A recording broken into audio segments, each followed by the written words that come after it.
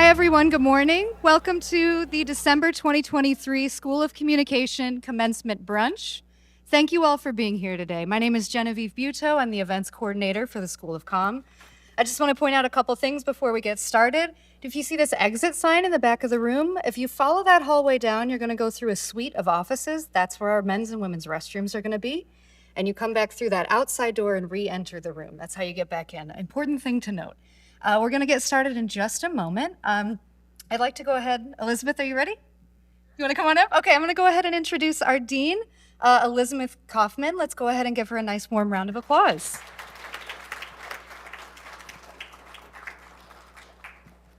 Thank you, Genevieve. And thanks to Genevieve, we have everything, all this wonderful food and chairs and everything going smoothly, so much appreciated.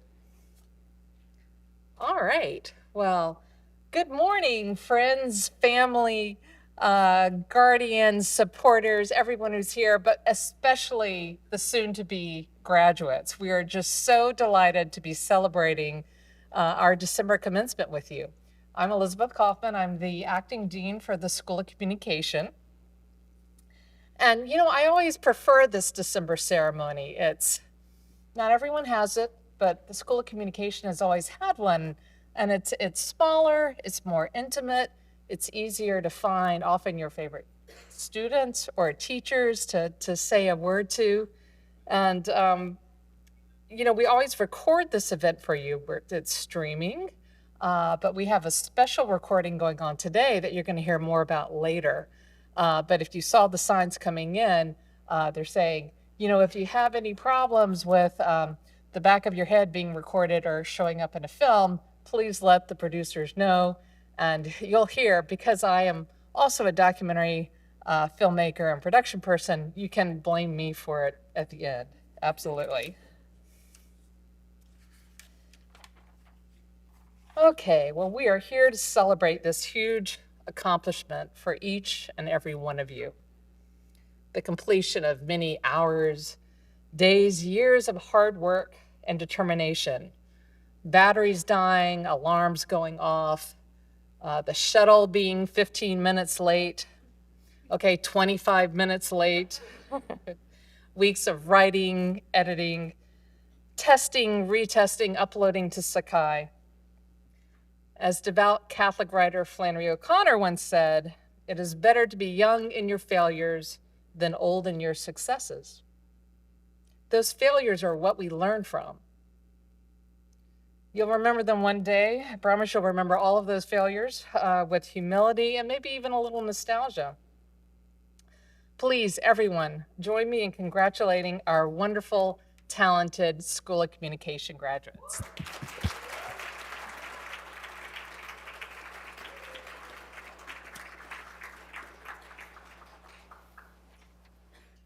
Okay, and now it gives me really great honor to introduce a very special woman, the incomparable chaplain for the Loyola Ramblers, a woman who still emails in response to any student who writes to her, our talented digital maven who is a little suspicious of artificial intelligence and who has her own day named after her, Sister Jean Dolores Schmidt of the Sisters of Charity of the Blessed Virgin Mary. Sister Jean will now open our events with an invocation. Sister Jean.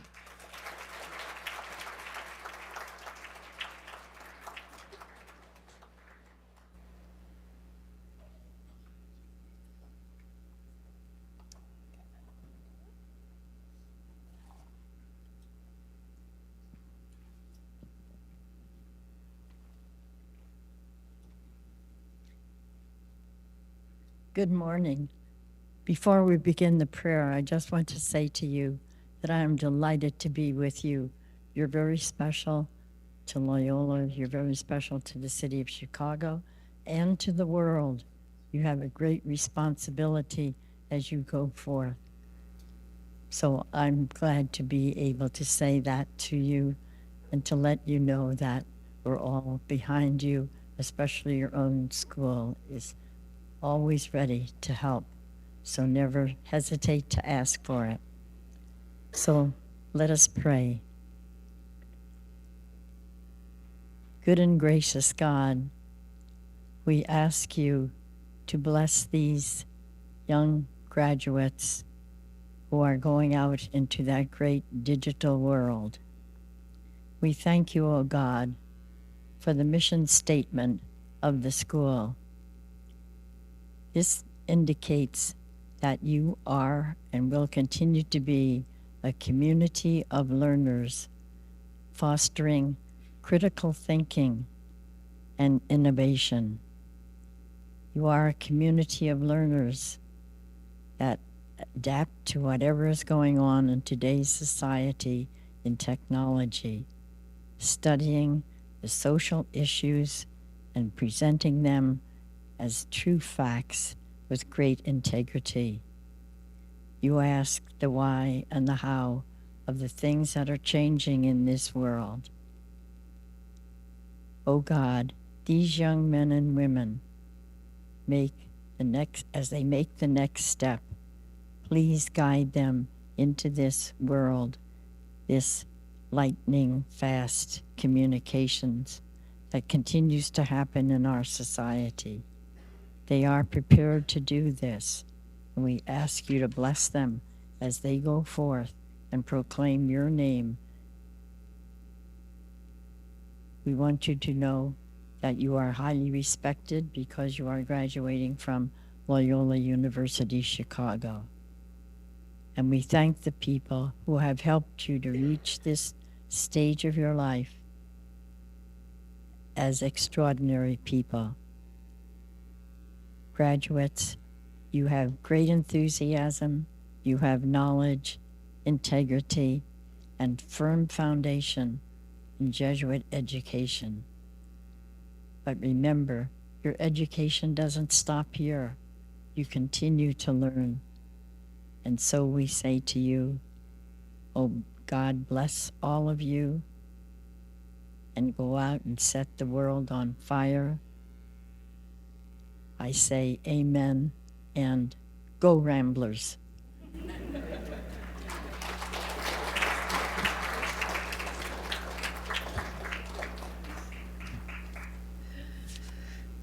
Thank you, Sister Jean. You know, we're having this is a real Rambler Sports commencement for sure. I know we've got some Rambler Sports graduates. I'm about to introduce our honored student speaker, and so I'm going to do a shout out for the Blackhawks. Go Bears, go Ramblers. We are going to have a good sports day. So let me just introduce now a student who is near and dear to the School of Communications heart, to everyone on the second floor. Frank Zawrazky, you have been such a dear, welcoming face and voice that we hear every time we come up to the second floor. So it is my honor to introduce you to our graduates to speak. So thank you, Frank.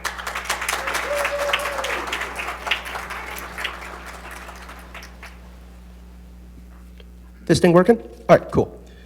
First off, that was a beautiful prayer from Sister Jean. I'd like to take a moment to thank Acting Dean Coffman, Associate Dean John Slania, along with all the other faculty and staff in attendance.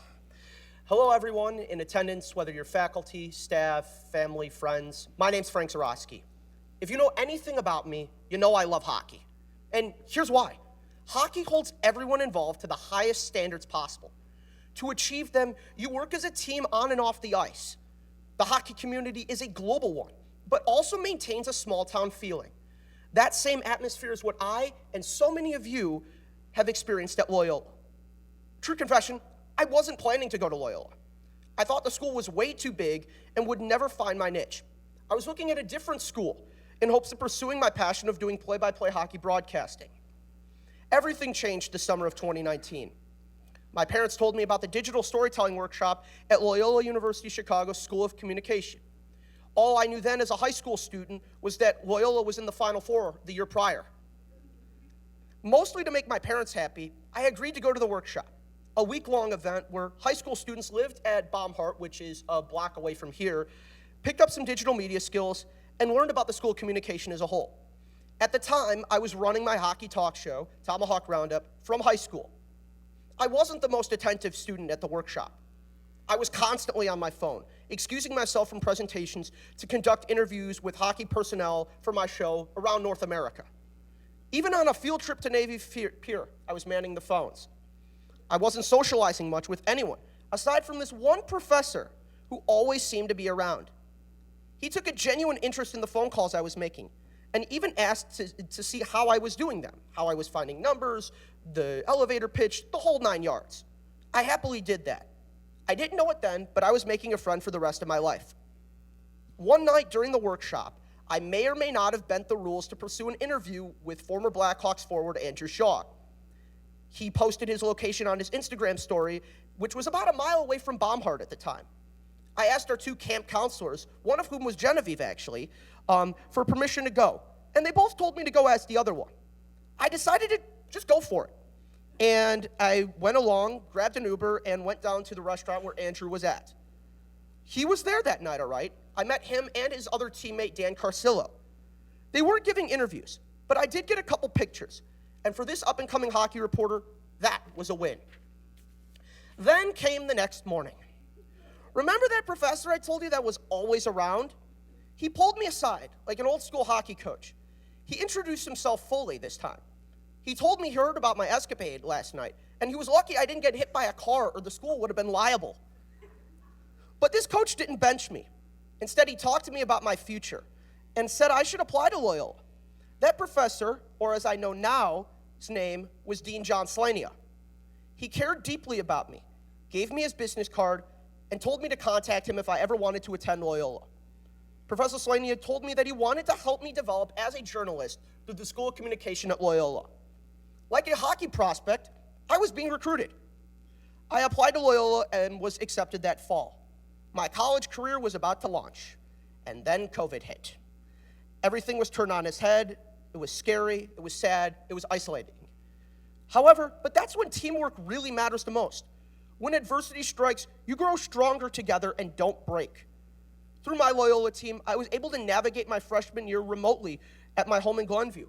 I even brought my talk show, Tomahawk Roundup, to WLUW thanks to Eleni Perliman, who I met during the workshop. And then when we finally returned to campus, Team Loyola was there for me when I faced my biggest setback so far. I lost my first broadcasting job, a play-by-play gig so much that I adored I would commute to Michigan every weekend during school to do it. But the team was sold mid-season and I was let go. Through all of this, Loyola supported me while I found an interim writing job, waiting for another play-by-play position to open up. When I wanted to chat with any of my professors or my old buddy, Professor Slania, the door was always open. One of my closest professor friends from the School of Communication, NBC correspondent Sarah Dolph, was even gracious enough to come to my pre-graduation party this past summer at my house. I think you've gotten my point now. The Loyola experience is a carbon copy of the hockey world. You have your own local team that supports one of its members, but the local team is not the end of the experience. There are professors, students, and alumni from Loyola scattered around the world, just like in hockey. Those connections last a lifetime, and in many cases, multiple generations. No matter how far you go from the source of your Loyola experience, there will always be that community out in the world to support you. Your coaches and professors will always be there for you, to cheer your successes and remind you they believe in you, even on your toughest days. Today isn't one of those tough days. It's a great one. We finished Game 7, and we're hoisting the cup of graduation. Look around at the people who are in your cheering section today. Give them a wave. It's time to celebrate.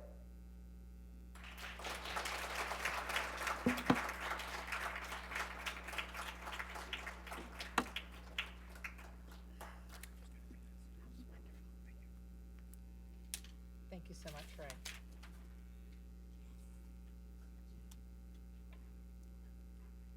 This is a really special commencement for all of us, just like I think Frank has not forgotten and never will forget Dean Slania and the impact he made on him as a high school student. As teachers and professors, some of us remember some of our students for a very long time and keep important relationships with them. You know, you don't necessarily remember every assignment that every student turns in after 30 years of teaching, but a few occasionally stand out. About 20 years ago, I think it may have been the first time that I taught documentary production, I had a student who turned in a film called Facebooked, which told the story of a student at Loyola whose first name was Osama, who had been inappropriately targeted by the FBI, temporarily expelled from school after a random social media attack on Facebook, just because of the student's first name. This was the September 11th attacks, and Osama bin Laden's name were very much still in the news, so the student had been inappropriately targeted. My student investigated that story, exposed the injustices of the approach by the FBI and Loyola's administration, and told his story in a compelling, emotional way. That commitment to social justice, to the Ignatian values of telling the stories of the underrepresented with courage and empathy and excellence, these qualities eventually earned this Loyola alumni international audiences, distribution deals with Sony Pictures, and awards for his new film projects. It gives me great honor, gets me teary a little bit too, to introduce film writer, producer, storyteller, T.J. Berden, this year's commencement speaker. I thought I could make it. She's starting the tears early, so geez, I'm gonna try to get through this this moment. But it is an emotional moment for most of all for you all, and it's an honor to be here and to be asked to do this. It feels weird that we say it's almost 20 years ago. It's less. It's like 16. But truly, it's beautiful to be here, and this was the only building here when I was a student.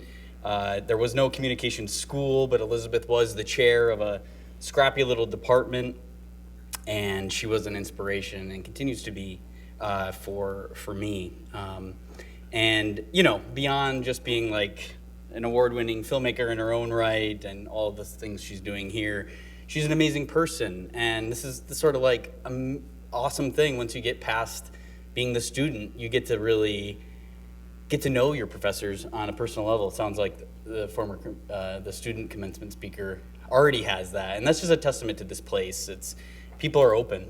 Write them, ask them questions, like, because you and I hope to share with you today, you're gonna go through different journeys in your next phase, and you're gonna always need those types of helps. And I'm forever grateful for Elizabeth for continuing to be that for me today. So yes, I'm a communications grad from 2007. I graduated in December as well, so this feels very apropos. I think we're some of the more interesting graduates because there's always some story that brought us here. And maybe for you it was, AP credits and you're really smart and you're finishing your degree early and you're already on your that wasn't my story. I had a little bit more winding road. I was a transfer student, so I spent 2 good years here, 2 formative and impactful years. And so for whatever path brought you here, knowing that what we've just lived through globally in the last 4 years, this is a moment. This is an incredible moment for you as students and for your parents, guardians, and supporters. So again, you did it. You're graduating. This is like 19 years of school that you've been in. So I just want to say, give yourself a hand.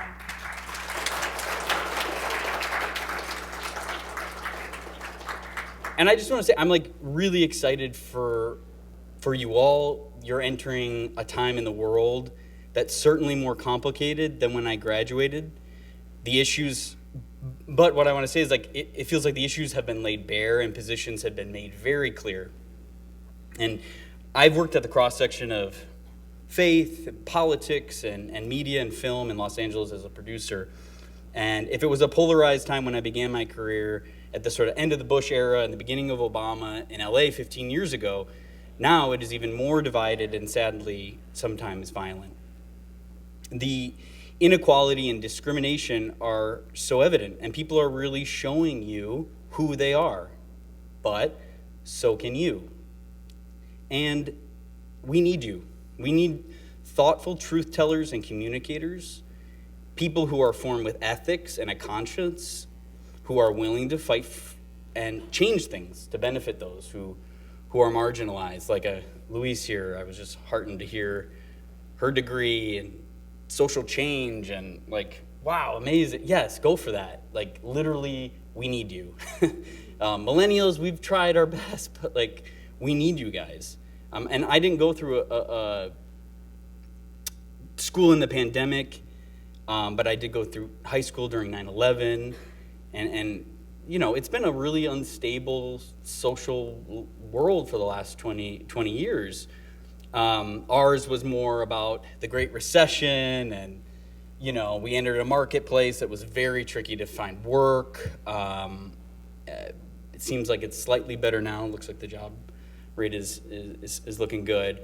But yeah, we millennials are sort of the boomers' good little children, and we try to play by the rules, and we try to work within sometimes dysfunctional systems. But what I love about you guys and your generation is that you just can't stomach it. There's like no space for it. You're like clear-eyed, you know what you want, and the government needs that, universities need that, the world needs that, and they need you, and they need your whole story. And that's the crux of what I just want to share with you guys today, so that when you leave this place, you know that, or are curious about the person you are and are becoming. Because these coworkers and bosses and people that you're gonna engage with will come and go, but you are gonna be with you for the rest of your life. So I just want to encourage you to own your story, embrace your story. And what makes for a good story? It's compelling characters, it's challenge, it's catharsis. But there's also this, I don't know if you guys know of the hero's journey, the Joseph Campbell thing. I feel like I have to make like an academic reference here. It sounds smart, but it's like 12 or 15 steps that a character goes on. You guys have probably all studied it, and I'm rusty on it, but I'm just going to focus on the first three today, and I hope to it makes some sense to you. So those first three are the call to adventure, the refusal of the call, and discovering the mentor. So as the first protagonist and author, I want to say, of your own story, in a world where challenges abound and that call to adventure are plentiful, you don't need to know where you're going. You know, in any good story, no character fully does, and that's the fun of living the adventure. But you have to be aware of who you are in any given moment, and kind of like and become curious about that version. As imperfect as we all are, and as it may be right now. I started a podcast during the pandemic, like everybody did, but the name was Imperfected, and the central metaphor was the Japanese art of kintsugi pottery. And that is that the visual is the broken pottery that is repaired with gold. So the idea being that imperfect things are more beautiful and valuable than perfected ones, because they show a certain wabi-sabi quality, and it tells a story. So for my story, I was always up for the adventure, always looking for a challenge and the call, but in every good movie and story, the main character often harbors a potentially tragic flaw that, if left unobserved, can turn them into a tragic hero or rise and become greater because of those lessons learned. And this is the great irony found in a character like Ken from Barbie. I don't know if you guys saw that movie, but he's an unaware character in someone else's story. He plays a role. He does beach. He is a sympathetic character, but without Barbie, he's nothing. We don't want to be just Ken. We want to be Barbie, aware of our autonomy and dignity, even if we are still searching for that ultimate answer. Feels like it's the year of Taylor Swift, so I can't get past that without bringing her up and saying, even, her is pointing to that in Anti-Hero, her song Anti-Hero, which announces her own potential flaw by singing, "It's me, hi, I'm the problem, it's me." For me, I grew up a closeted gay kid in rural northern Michigan in the 1990s, where it was and still common to see a Confederate flag waving on the back of trucks, which is like northern Michigan Confederate flag. Anyway, I always say the farther north you go, the more southern the culture becomes. And I came out to my sister in 8th grade in the dead of winter in a parking lot of our local movie theater. But after hearing a couple F words thrown around at school and facing the challenges of what it looked like at that time to be different in the world, gay in the world, I just decided to keep that part of me buried for about 30 years. But in the meantime, I went forward boldly in my life, and I did all sorts of amazing things, and I acted, and I directed, and I fought for justice like many of you are doing, and answered the call of adventure to come to Loyola. And at that time, I had come through a pretty strong religious reversion back to Catholicism, so coming to Loyola was great. I rejected a lot of that growing up, but here it was interesting. It was a place where the faith seemed alive because of the Jesuits and the church, for all the good and bad. And I don't know where everybody is at in terms of their faith. I'm sure it's a diversity here, but we all know the backdrop of the church. And all the good and bad parts, it provides a safe haven. But especially for those who think of parts of themselves as bad or broken, it does that. It can also kind of keep you inside for a little longer than you might want to. So it would take me decades to learn, and ironically, with the help of the people in the church, to realize that this core part of me isn't a bad part, but an essential part of my story. It's the gold that lines my life story. But it took a journey to realize that. So when I showed up to Loyola, I was Catholic Ken. I was playing a role, pretty certain of a few things I had read, but pretty unaware of who I was.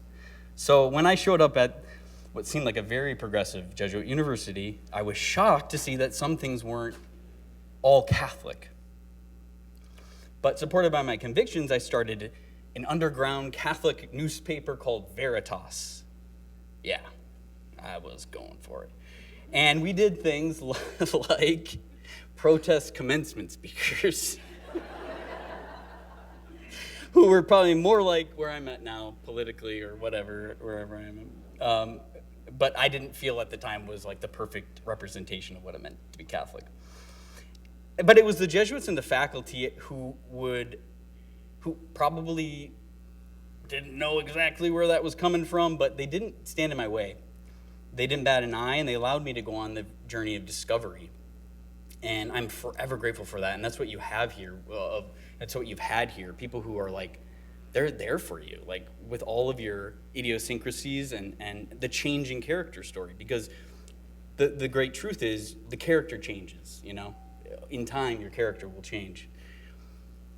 So it all kind of came to a head, and this is where the call to adventure and the resistance to the call comes in. I was cast in a play called The Laramie Project, which is about the tragic murder of a gay University of Missouri student, Matthew Shepard.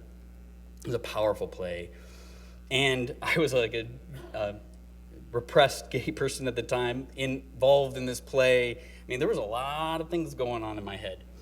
But it was an amazing moment where I could let the light in for the first time and on stage.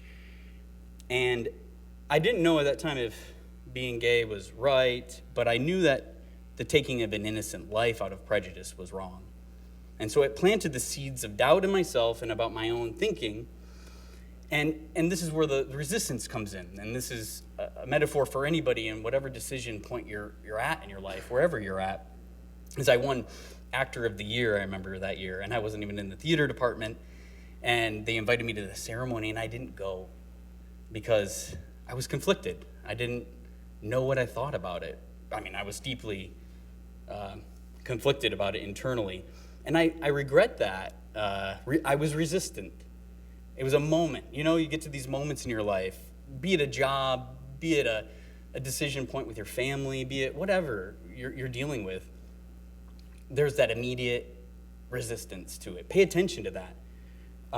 Don't judge it. It's going to happen, and it'll happen over and over again. And I promise you, whatever the resistance is, it'll always come back to find you. There's always a third act. There's always, I believe, if you believe in God, you believe in the universe, or just the laws of attraction, like the universe conspires for our happiness. So for me, I was also doing documentaries for Elizabeth. She was encouraging me. I was exploring documentary and film as a medium. It was here at Loyola that I found out about this internship in Los Angeles. I moved to LA to pursue this career in film. And the sort of again, the call comes. And this is where you all are at. Everything is possible and open before you right now. You're considering jobs, programs, like what do you do? It's a beautiful and sacred time of life. And just want to say, whatever you end up choosing, it doesn't mean that is your story forever. Because as you learn and grow, new versions of your character develop, and you get to fall in love with that version. And I'm sure many of you have seen the ways that you've changed already in your time here at Loyola. Well, get ready, because it's going to continue. And I hope that for you. I hope that for all of us. So for me, the career was interesting. It was also in this time of political, 15, 20 years ago, it was a different kind of tension that we were living. But I was able to work, and I think it was because of my Jesuit kind of formation here, like I was open to, people on all sides of the spectrum, as long as you had a humanity. I was interested in humanity. So I worked for the producer of The Passion of the Christ, and then I worked for Jeff Skoll's company Participant, like very coming from different points of view on the, and I loved it all. Like I just was fascinated with humanity. And so again, out there and whatever you end up doing with your next phase, it's the education doesn't stop. I felt like every year, I remember saying, I think to Elizabeth, I'm like, I feel like I'm getting another, like a master's degree. I never got a master's degree. I'm getting because I had 15 of them from how much, because you have, especially in film, we didn't have a deep film department here. So, but Loyola gave me a great opportunity to learn how to network, learn how to work within systems. And that served me for a long, long time. So learning all of these things, spent a career doing marketing, distribution of films and documentaries. And eventually at a certain point, probably about 10 years ago, I got back to sort of the essence of what I was really interested in, story, actor, interested, want to be the main protagonist. So at that time, we and I'm sure a lot of you, I don't know how many filmmakers we have here, you kind of have to figure it out. And that's what we did. So I got together with some friends. We didn't know what the heck we were doing. What we thought was going to be like a series of shorts became a feature film. And that feature film was then noticed by Sony. And then that gave us our first studio film. And that film would take me all around the world and have me meet the Pope, would have me meet personal heroes, would eventually help me meet Sister Jean, who I didn't know when I was here. So there are always these people, and I think this is where the third part of the journey comes up, is there'll always be people when you move to wherever you're going to go that have more degrees, who have more money, who come from wealth, who are smarter, who are better, more talented than you. At least that's what I felt when I moved out. But what I learned here was a sense of grit. And grit actually does mean something. Grit, I mean, if you survived Rogers Park winter, you know how to survive something. You're tough. Thick skin, being able to get stuff done. And this independent spirit, at least at the time, and I do believe it's still here if Elizabeth is running the show, it's that sense of the world is your oyster. Try, figure it out, open the door. No one's going to open it for you. So all of that happened to us, and it was an amazing ride, and it shocks everyone, including myself. But at this point, I'm at the top of my career, but I was still so deeply unhappy. And I didn't know why. And there's that lurking resistance to the call that came back. And so through all of the attempts to change myself and my journey and my story, I realized that at a certain point you come to a crossroads. And it isn't about whatever your crossroads is, and we all have them. You can't do it alone. And you often and always, and I've had to, you have to seek out that mentor, the master, the person who can be there for you when things get hard and things are disabled. And I'm sure you guys already have those people in your life. I've had to have an army of these friends to send me these countless voice memos and inspirational Instagram memes to keep me going and learn to trust myself. But it wasn't until the pandemic when I started to take that voice seriously, and I was producing one of the greatest projects of my life at the time. It was my mom's cancer. So I was flying back and forth from LA to Michigan to Mayo Clinic, and I started to those questions came back. The Laramie Project's questions came back, and there was a mentor in those days who kept insisting on something over and over again. He, by the way, a person from the Catholic tradition, but he told me to learn to love myself. And it was such an archaic, weird thing to say. Like, what are you talking about? It seems so soft. So what is it? Does that even mean anything? All of myself, really? Even the parts that I didn't like, those imperfected parts? And the answer was yes. And slowly, this practice of learning to love myself started to change and gave me the courage to speak my truth. And it's those, if anything you glean from this story, it's that you can't do it alone. And I think so much pushes us to think that we're the autonomous individuals and self-contributors, but we need others. We need to lean on those friends and mentors, spiritual figures who remind you of the authentic call to adventure that you start off again, because it's a cycle. You'll go through it over and over again. And Elizabeth was one of those, professionally, personally, and I'm sure there are those professors for you too that can be that. And it was along the way that I got to meet this special person, Sister Jean, who again I said I didn't know much about while I was here. And the question really with her, but with anyone, like the wisdom figures that are in this room, what is it about them? What is it about their life experience, their journey? Why are we posting images of them on Instagram? Is it just for the selfie? Or is it that they represent something more? So maybe something that we want. And so that's led to a beautiful collaboration and a documentary that we're making about her life, exploring that very topic of what is it about mentors? What is it about those people who have impacted our lives? And sometimes they're very discreet people. They're not they're not making a big show. And I think Sister Jean is a great example of that. We were shooting in August, and I had just lost my mom to cancer, and we don't know each other that well, Sister Jean and myself, but we were doing an interview, and I remember her saying something about what are the greatest miracles in life? I don't know, we were just talking about stuff, and I don't even know if she remembers it, she just kind of casually mentioned, sometimes we forget the miracles that happen in our lives, like someone getting more time in for example, a cancer journey, like being given a couple more years. And that was my story. My mom was given a couple more years, and they were beautiful. But it took a mentor figure to say, hey, don't forget to be grateful about what you did have.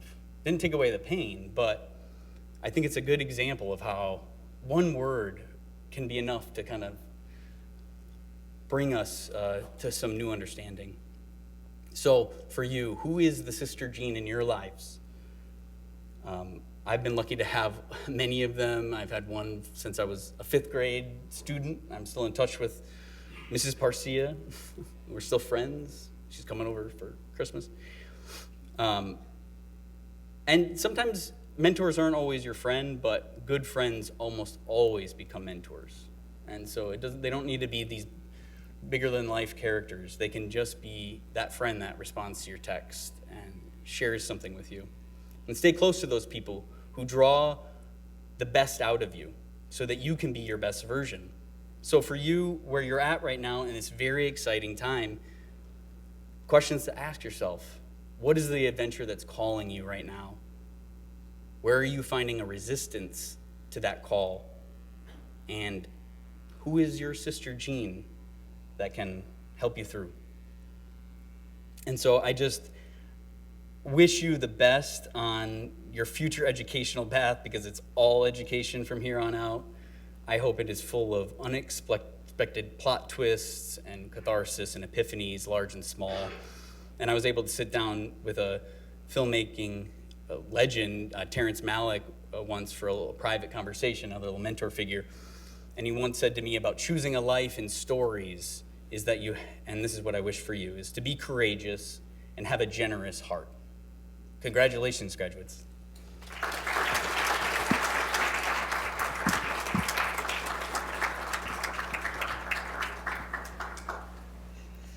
Thank you, TJ. It's been an honor to be on this broken hero adventure journey of destiny with you. So it was a wonderful talk. And now, to help us recognize more outstanding students with us, Professor Lee Hood, advisor for Lambda Pi Eta, is going to do some introductions. So Lee, thank you.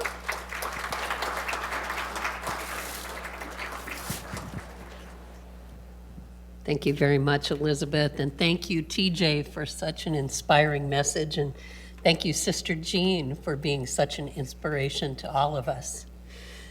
My name is Lee Hood, and I have the privilege of serving as the faculty advisor for the Lambda Pi Eta Honor Society, and it is a privilege to work with such outstanding and motivated students.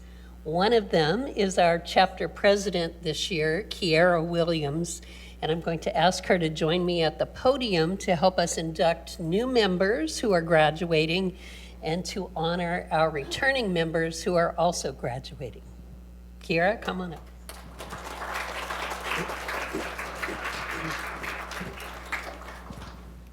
Thank you, Professor Hood. Hi, everyone. I am Kiara Williams. I am a senior here at Loyola, graduating in May, studying creative advertising, and I am the president of Lambda Pi Eta. It's really cool seeing some familiar faces from classes and campus jobs, so congratulations, everyone. I am here to describe Lambda Pi Eta a little bit. So the Greek letters behind the name Lambda Pi Eta symbolizes what Aristotle described as the three modes of persuasion: logos for logic, pathos for emotion, and ethos for character, credibility, and ethics. Among the goals of Lambda Pi Eta are to recognize, foster, and reward outstanding scholastic achievement, and to stimulate interest in the field of communication.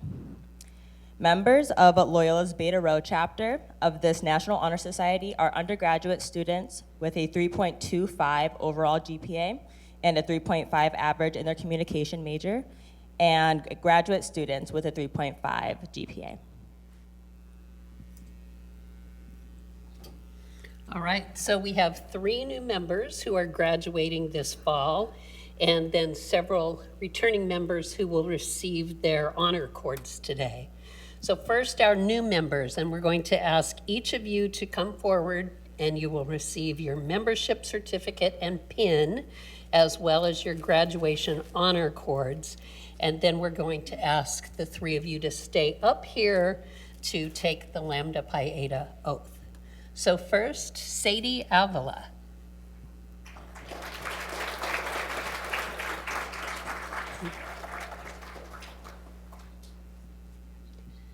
Next, Holland States.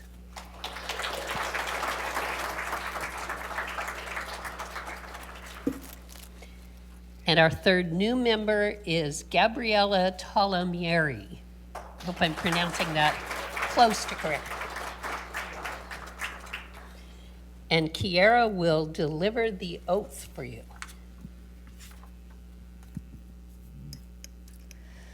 New members, please raise your right hand. Do you accept the challenge to maintain the high academic and leadership standards set forth by the organization and to serve as examples of the achievement of excellence in the field of communication? If so, please say, I do. Everyone give a round of applause for our new members. Okay, and we're going to ask you not to go too far because at the end, I'm sure they're going to want to take a group picture of some kind. But now we will ask our other returning members to come up individually and they will get their honor cords. And we're also going to ask you to stay up here until all have been presented. Madeline Bruhide.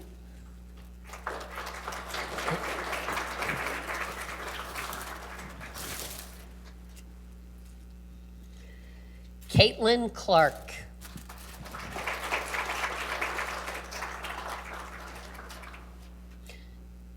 Nick Cruz.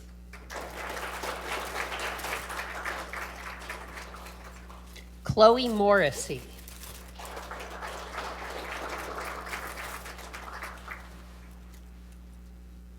Abby Saleo.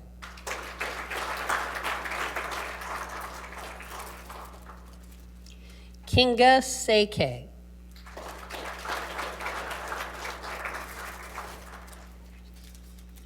And Frank Zawrazky.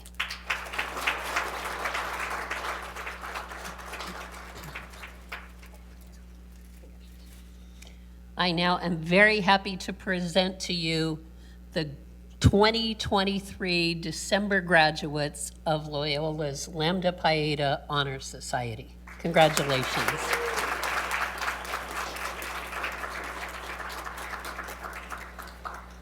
And I will turn it back over to Professor Coffman.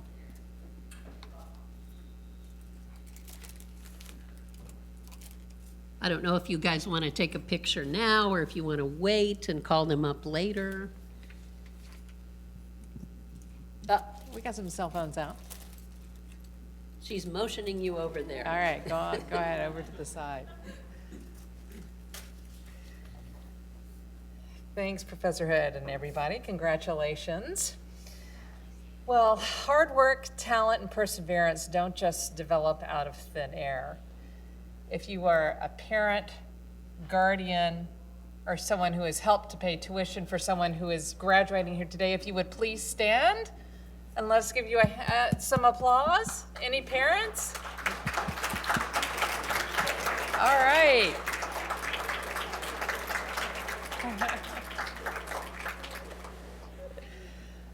Wonderful, wonderful. And the process of classes, passing grades, learning doesn't happen without our faculty. I know we've got a few faculty here. Can our faculty stand up and take a round of applause? Yes.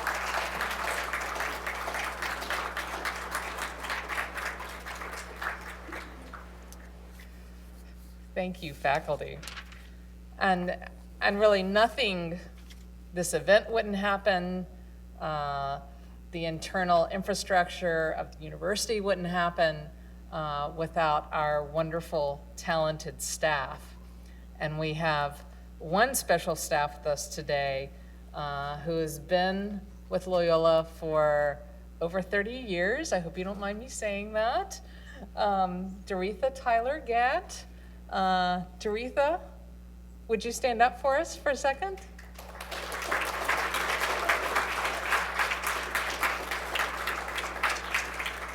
Thank you, Doretha. Yes, and thank you for thanking all of Doretha and all of the staff who are celebrating our graduates and the working of the School of Communication. This is our 15-year anniversary as a school, so we are delighted to be celebrating that today too. And now Doretha is going to help us acknowledge your graduation by reading of the names. Do you want to go ahead and come up, Doretha?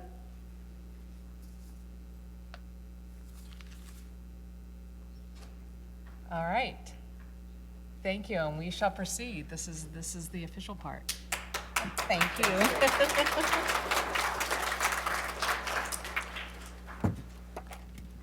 Thank you. Congratulations to our fall 2023 graduates on your Bachelor's of Arts degree. You can come up as I call your name. Colin Anderson. Sadie Avila.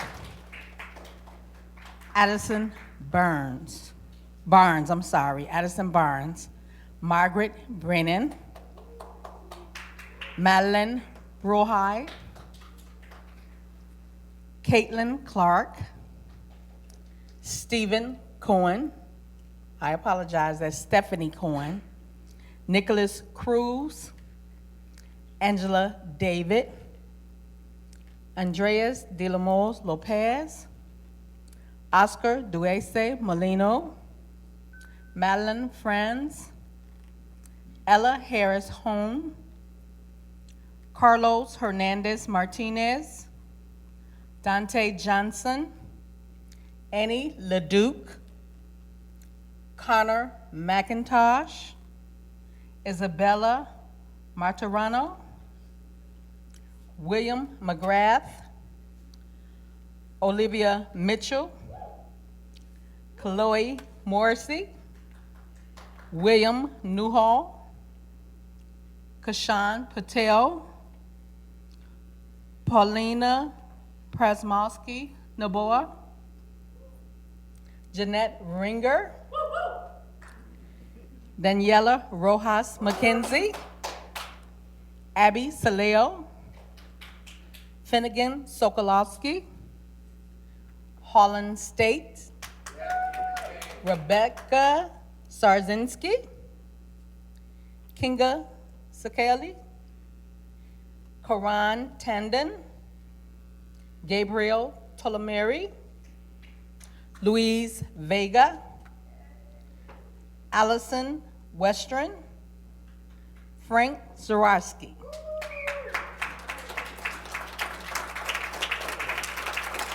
Congratulations to our fall 2023 graduates.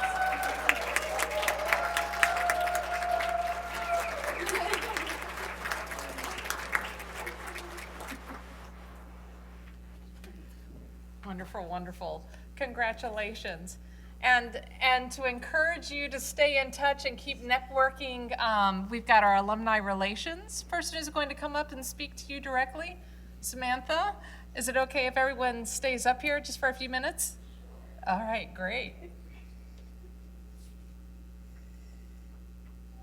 Samantha's the assistant director. Samantha Pisharodi is the assistant director for alumni relations. Oh, okay.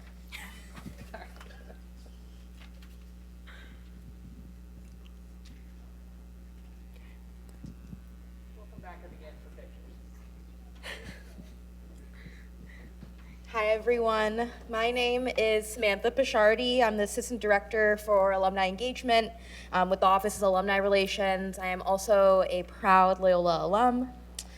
So I would like to be one of the first of many to wish you congratulations on your graduation. Your college experience has been anything but traditional, and considering all of the challenges and obstacles that stood between you and this day, you made it here successfully, and for that, you should be proud. I would also like to welcome you to the Loyola University Chicago alumni community.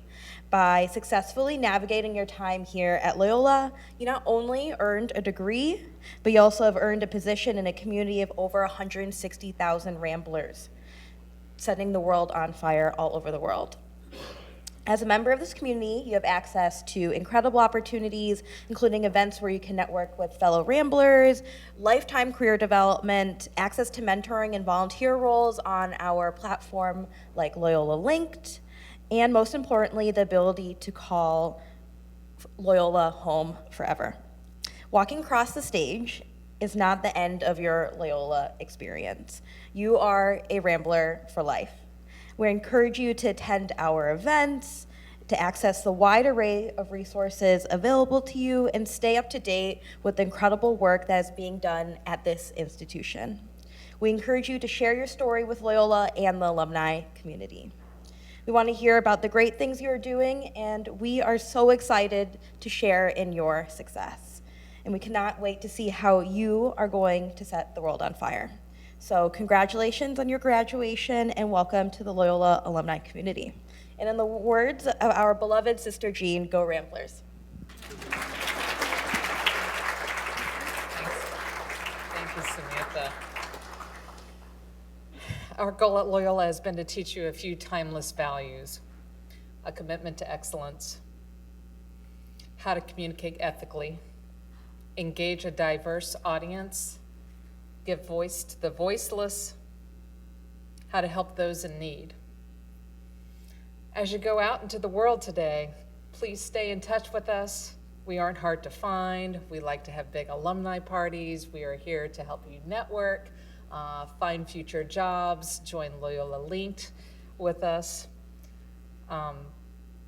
St. Ignatius, probably inspired by St. Augustine, once wrote, "Pray as if everything depends on God. Work as if everything depends on you." We know that you can do both. Congratulations, graduates.